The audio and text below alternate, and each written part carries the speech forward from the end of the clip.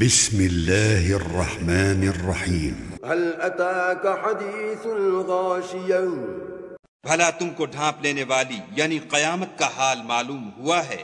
وجوہ یومئذ خاشعة عاملة ناصبة تصلى نارا حامیة تسقى من عین آنیہ.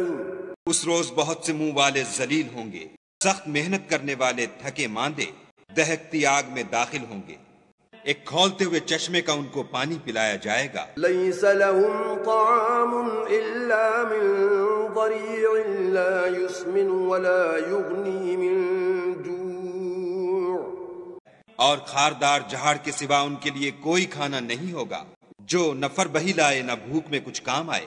وجوہ یومئذ ناعمة لسعیها راضیة فی جنت عالیة لا تسمع فیها لاغیا.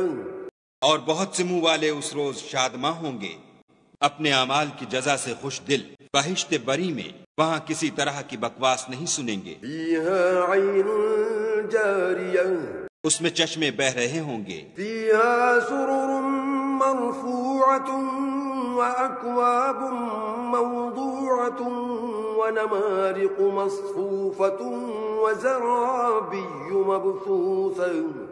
وہاں تخت ہوں گے اونچے بچھے ہوئے اور آب خورے قرینے سے رکھے ہوئے اور گاؤ تکیے قطار کی قطار لگے ہوئے اور نفیس مسندیں بچھی ہوئی. افلا ينظرون الى الابل كيف خلقت والى السماء كيف رفعت والى الجبال كيف نصبت والى الارض كيف سطحت فذكر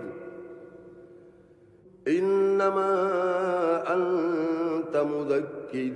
یہ لوگ اونٹوں کی طرف نہیں دیکھتے کہ کیسے عجیب پیدا کیے گئے ہیں، اور آسمان کی طرف کہ کیسا بلند کیا گیا ہے، اور پہاڑوں کی طرف کہ کس طرح کھڑے کیے گئے ہیں، اور زمین کی طرف کہ کس طرح بچھائی گئی.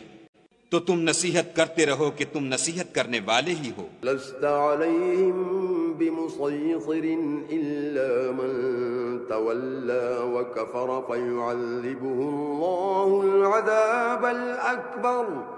تم ان پر داروغہ نہیں ہو، ہاں جس نے منہ پھیرا اور نہ مانا تو خدا اس کو بڑا عذاب دے گا. ان الینا ایابهم ثم ان علینا حسابهم. بے شک ان کو ہمارے پاس لوٹ کر آنا ہے، پھر ہم ہی کو ان سے حساب لینا ہے.